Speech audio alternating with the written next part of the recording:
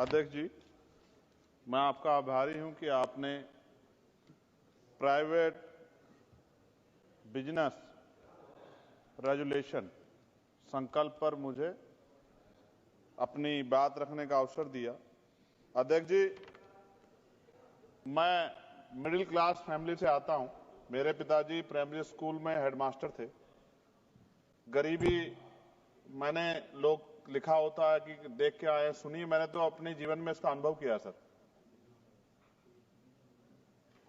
एक ऐसी बहुत बड़ी दुनिया है जो जिनके सपनों में ही हवाई जहाज है कि वो कभी हवाई यात्रा करेंगे। और मुझे आदत है सर, मैं कोशिश करता हूं लोगों से जानने की, तो बड़ी बड़ी रैलियों में, छोटी मीटिंगों में महिलाओं से, पुरुषों से पूछता हूं कि हवाई जहाज का सफर किया है क्या, तो गर्दन नीचे कर लेते हैं। फिर पूछता हेलीकॉप्टर किया, तो भी गर्दन नीचे कर लेते हैं। तो फिर ऐसा एहसास होता है कि इस देश की एक बहुत बड़ी आबादी, 80-85% आबादी जिसके सपनों में ही हवाई जहाज, वो हवाई जहाज का सफर कभी कर पाएगा नहीं कर पाएगा। शायद जैसे पैदा हुआ जिस स्थिति में, बहुत बड़ी आबादी तो उसी स्थिति में चली भी जाती है। प्रधानमंत्री जी ने एक सपना दिखाया, उस सपने को लेकर के बहुत लोगों के मन में विश्वास पैदा हुआ। और मुझे ऐसा लगा, एक पिक्चर भी आई थी सर, सिरफिरा, उसमें अक्षय कुमार सर बहुत सस्ते दामों में हवाई जहाज चला लेता है। मैं मंत्री जी से कहूंगा कि उन्हीं से सीख ले कि कम से कम वो इतने बड़े पैमाने पे जो जनता है उनके जीवन में कुछ पल खुशी के दे पाए। अध्यक्ष जी, मैं बिहार जा रहा था, पटना में।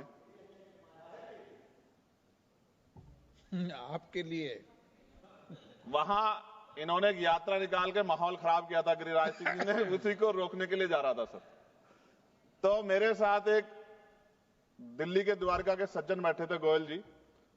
जब चर्चा हुई तो मैंने उनसे पूछा कि सर कहां आप, कैसे? तो उन्होंने कहा हमें जाना तो कुंभ में था सर। मैं बिल्कुल स्पष्ट सच बात बताऊंगा सर, मैं राजनीति नहीं करता सब चीजों पे, मगर इसलिए नहीं जा पा रहे क्योंकि मेरी पत्नी जाना चाहती थी, मगर बजट में नहीं आ रहा है, हमारे बजट से बाहर हो रहा है।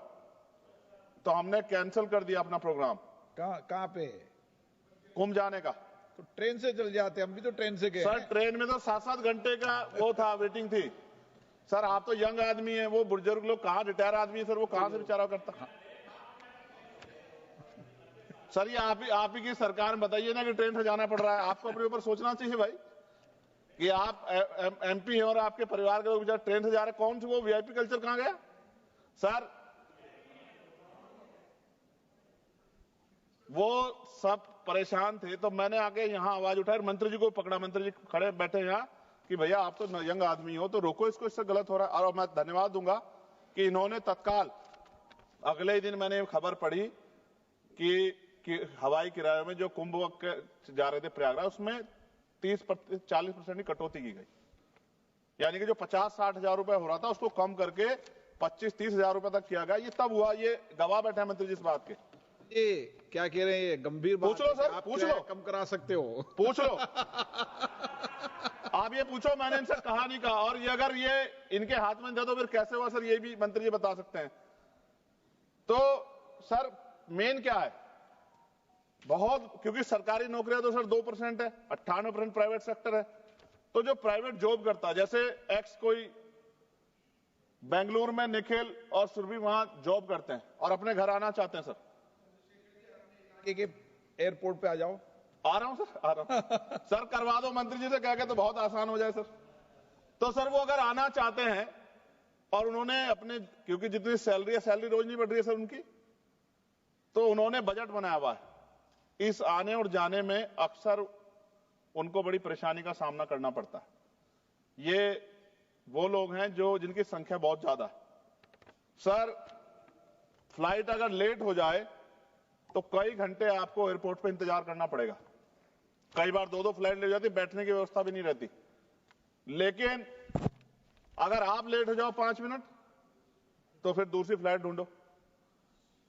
उस समय में सर चाहे 3 घंटे हो, 4 घंटे हो, पानी का रेट सर 120, 200, 250 रुपए। जैसा आदमी वैसा पानी सर, जिसकी जितनी हैसियत है। अगर आपके बच्चे या परिवार है तो और परेशानी है सर, कोई पूछने वाला नहीं है सर। ये जो मैंने कल भी एक जवाब में जिसपे आपने मैं कहा था मंत्री जी को बोल दूं, मंत्री जी एक वाटर कूलर भी एयरपोर्ट पे लगा दो, जरूरी थोड़ी बोतल का पानी पिए आदमी। ये अच्छी बात है सर, बहुत अच्छा सुझाव दिया आपने। पानी तो वैसे फ्री में मिलता है सर, हर एयरपोर्ट कहाँ पे। सर? ज्यादा कौन लोगों से को एयरपोर्ट पे सर? पता नहीं होता। बॉटल्ड वाटर नहीं, पीने का पानी तो मिलता है हर जगह पे, हर पीने का एयरपोर्ट पानी पे। क्या क्या बात बताई सर आपने? कौन, उसका नाम बता दो एयरपोर्ट का सर मुझे। दूसरी चीज है, हमने एक नया ये उड़ान स्कीम का हमने प्रेरणा डायरेक्शन लेते हुए दे दिया हमने आपको, उड़ान आप यात्री हर कैफे भी शुरू एयरपोर्ट किया पे सर। वाटर कूलर लगा दो, ये निःशुल्क कोलकाता पानी में शुरू मिले। किया, चेन्नई में शुरू किया, अहमदाबाद में भी, और बाकी सारे हाँ, एयरपोर्ट पे भी निःशुल्क करेंगे, पानी जहाँ मिले। पे 10 रुपए का वाटर बॉटल भी दे रहे हैं, 20 रुपए की टी कॉफी भी दे रहे हैं, 20 रुपए का एक और नमकीन भी दे रहे हैं, स्वीट भी दे रहे हैं। ये नहीं, ये किया है, ये वास्तव में है, ये वास्तव में है सर। अभी कोलकाता में किया है, चेन्नई में भी किया है, अहमदाबाद में भी किया है, हर जगह भी करेंगे। चलिए, सर ने कुछ कहा, मंत्री जी इस पर फोकस करो। हर एयरपोर्ट पर पीने का पानी की व्यवस्था कर दो निःशुल्क। सर ये बड़ा अच्छा आदेश सर आपने चेयर ने कर दिया सर, ये बहुत महत्वपूर्ण है। मंत्री जी इस पर काम करेंगे, बहुत लोगों का भला होगा। सर एक चीज बहुत मेरे दिमाग में बहुत मुझे जो पीड़ा देती सर, अब पीड़ा मत दो आप सर खत्म कर दो, 2 मिनट में खत्म कर दूंगा सर। आप चेयर पे बैठे हैं तो और ज्यादा अच्छा है सर। जैसे हमने बोलना है। इसमें लिखा गया, दिया गया था कि अगर समय से पहले कराते हैं तो टिकट सस्ते होते हैं, और समय के साथ करा देते हैं तो टिकट महंगे होते हैं। ये अच्छी बात है सर। कुछ ही घंटों में ना तो सीट की संख्या बढ़ती, ना स्टाफ पे कोई प्रेशर आता, ना ही कोई ज्यादा माल आता, लेकिन रेट बहुत बढ़ जाते हैं। सर सवाल मेरा ये है मंत्री जी से, अगर जिन लोगों ने कुछ लंबे समय पहले टिकट खरीदा सस्ता, तो उनको बीमा में कुछ कम पैसा मिलता है क्या? या जिन्होंने महंगा टिकट खरीदा उनको अगर कोई दुर्घटना हो जाए सर, कुदरत ना करे हो, तो क्या ज्यादा पैसा मिलेगा क्या? ये जो पैसा तो बढ़ता है, लेकिन क्या इससे उसकी वैल्यू भी बढ़ती है क्या सर? लोअर के अपर पे सर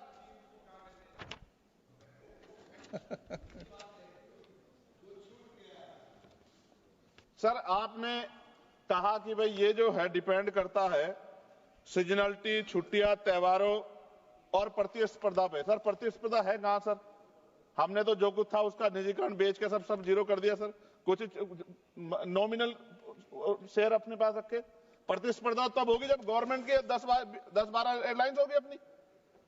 जब गवर्नमेंट की अपनी एयरलाइंस होगी तभी तो प्रतिस्पर्धा होगी। जब गवर्नमेंट की एयरलाइंस होगी तो कहां की प्रतिस्पर्धा?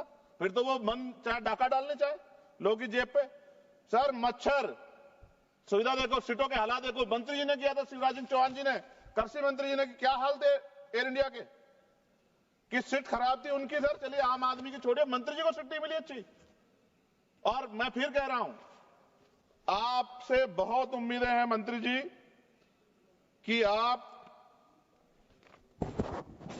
कुछ नया करके दिखाएंगे और प्रतिस्पर्धा पैदा करेंगे। गवर्नमेंट सेक्टर से सर अच्छी कुछ फ्लाइटें चलाने का काम करेंगे। और मैंने आपसे मांग की है कि मेरे लोकसभा क्षेत्र नगीना में, वहां से मुंबई को से भी व्यापार होता है, दिल्ली से भी होता है, अरब कंट्री से भी होता है, लोग करते हैं सर। मेरी मांग है कि मेरे लोकसभा क्षेत्र नगीना में एक एयरपोर्ट आप बनाएं सर। वो एयरपोर्ट बनेगा तो मैं कहूंगा कि मंत्री जी ने बहुत अच्छा काम किया। नहीं बनेगा अध्यक्ष जी तो फिर मैं क्या कहूंगा कि एयरपोर्ट वहीं बनेगा जहां मंत्री चाहेंगे। और मंत्री जी किन की बात मानेंगे? आप मांग करते रहना सालों तक। मैं सालों साल इसलिए मांग करता रहूंगा अध्यक्ष जी कि जो लोग मुझे सुनते हैं उनको ये पता लगे कि सरकार सुनती शांति नहीं है। सरकार मांग तो आदमी कर देता है, लेकिन सरकार ध्यान उनका रखती है जो उनके चाहते होते हैं। सरकार सबका ध्यान नहीं रखती। ये बात मेरे लोगों को पता लग जाए। थैंक यू सर एक आखिरी में खत्म कर 30 सेकंड में सर इसमें जो जॉब्स है सर, अब ये गाइडलाइन है सर सुप्रीम कोर्ट की और डीओपीटी की भी, 45 दिन से ज्यादा पे पक्की नौकरी। सर ये कहां है पक्की नौकरी? ये पक्की नौकरी में, क्योंकि पक्की नौकरी देते हुए SC ST OBC को रिजर्वेशन देना पड़ता है सर, तो इसलिए हजारों लोग जॉब कर रहे हैं सर एयरपोर्ट पे। आप डाटा सर, आप तो गार्जियन है हमारे, डाटा देखो सर, मगर SC ST OBC के लोगों को कहां उनमें रिजर्वेशन का लाभ मिल रहा है? ये तो एक तरह से उनके अधिकारों पर डाका डालना हुआ ना सर। इसलिए मैं मंत्री से मांग करूंगा कि सबका ध्यान रखते हुए और नियम, कायदे, कानून, यानी कि संविधान ने जो सत्य दी उसके आधार पर आगे बढ़े, देश का नाम रोशन करें। मैं आपका अध्यक्ष जी बहुत बहुत धन्यवाद